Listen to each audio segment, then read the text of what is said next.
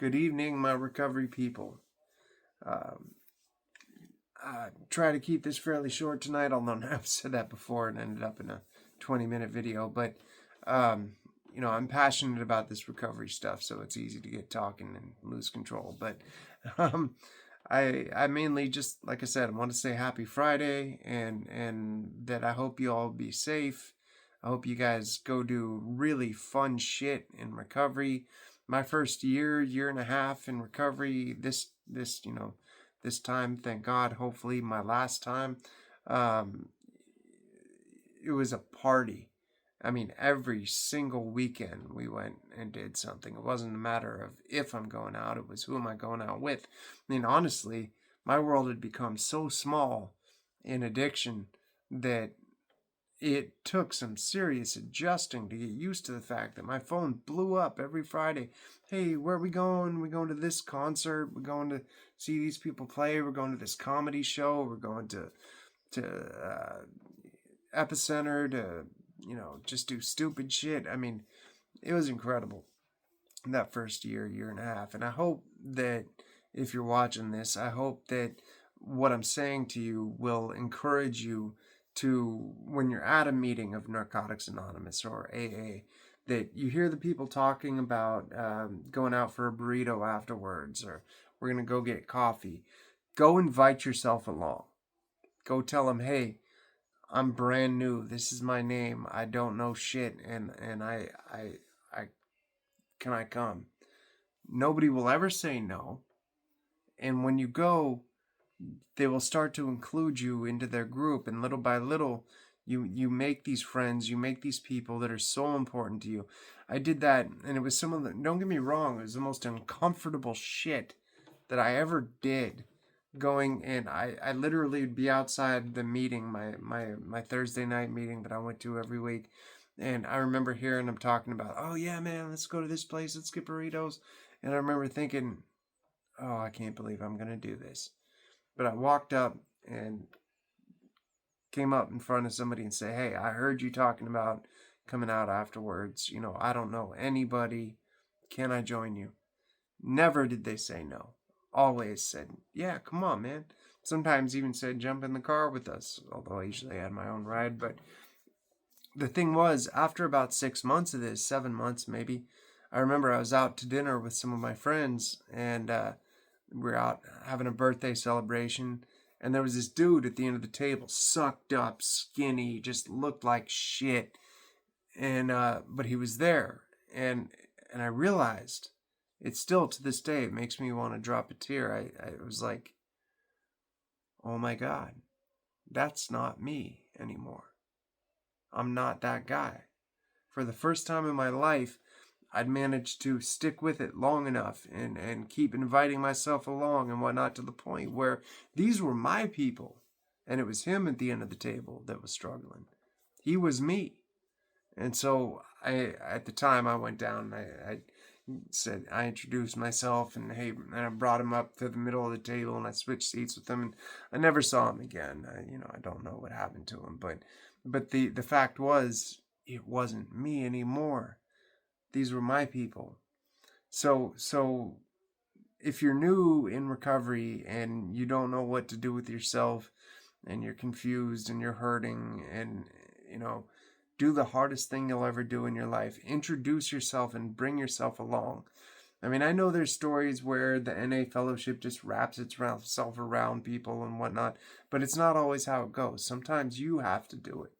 You have to make it happen. But if you do, I promise you, it'll be one of the most rewarding things you've ever done.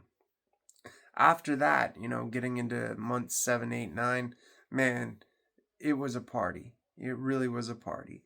I mean, not that I'm telling you should do this, but I ended up hooking up with women that I met in that fellowship. I mean, it felt like college all over again almost.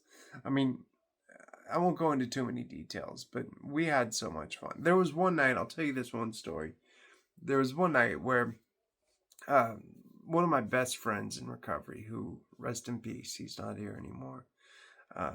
But he was the coolest dude. His name was Max. He he had this accent that was a weird mixture of Louisiana, I think it was, and Boston. The funniest damn shit when you heard him speak. Dude is a minor celebrity in the rooms around here. Like, everybody knew Max, man. In fact, I'm sure if anybody listens to this from that time of my life, they're going to know exactly who I mean. And he was a special character, man. And we got close because when I first got out of my last treatment center, I had made a comment about having gone to treatment 14 times. And he spoke up and said, "Man, I've been there 14." And I'm sorry, I'm not going to go into that because it was the accent that made it. But he said something in a meeting once that got to me. Because I felt like I was a little bit of a know-it-all. I'd been to treatment a million times. I'd already been to classes to be a drug and alcohol counselor. But Max, uh, he said something at this meeting. You know, it's a huge meeting, lots of people there. And he says, I'm Max and I'm an addict. And he said, and the fact is, I know everything there is to know about addiction. I know everything there is to know about recovery. But I clearly don't know shit about staying clean. Because I've been to treatment 14 times and I'm back again. And that hit me, man. It got to me. But anyway, moving on. We are outside of Epicenter, and it's like 12:15 at night, and there's a whole bunch of us, me, Max, about 5 other people, and we're having fun. We're telling stories, doing what dope fiends do when we're not being dope fiends, just one upping each other and acting a fool. And anyway, this girl comes up to us. She's like, "I'm 21. I just turned 21 today. Anybody got a cigarette?" And so obviously we give her one because, of course, being early recovery, all of us smoke. And she starts asking us about our story and where we're from and whatnot. And so we start telling her stories that were absolutely ludicrous. We're like, we we're all bandmates for Metallica, and we did this and that, and we just came back from an orgy last night. It was crazy, and one thing after another, we start fucking with her, and it gets funnier and funnier, and finally she's like, stomps her foot on the ground, says, "Tell me the truth. What's your story?" The funniest part about this is we told her the truth. It was like, yeah, he used to move mountains of cocaine from Sonoma County to Santa Cruz to down south, and he's from Louisiana and from Modesto, and they smoked meth until they were called criminally insane and had to come back from that. And this guy, I don't even know what his problem is. We're just doing that. And this poor girl goes, "You all are insane." I mean, the funniest part about it was that the story that we told her that was the truth was what she believed the least. And it was one of the funniest things. When she walked away, all 5 of us or 6 of us were just laying on our backs, just cracking up. And the best part about it is we were stone cold sober. All of us were completely crystal clear. And that kind of story, that kind of love, I hope you can experience a little piece of that if you're just getting clean now, if you're just getting into the world of recovery. Just dive the fuck in. Get involved, get with your people, find your people, make it beautiful, because it is beautiful. It's amazing. So anyway, this video is already longer than I intended for it to be. It's Friday night.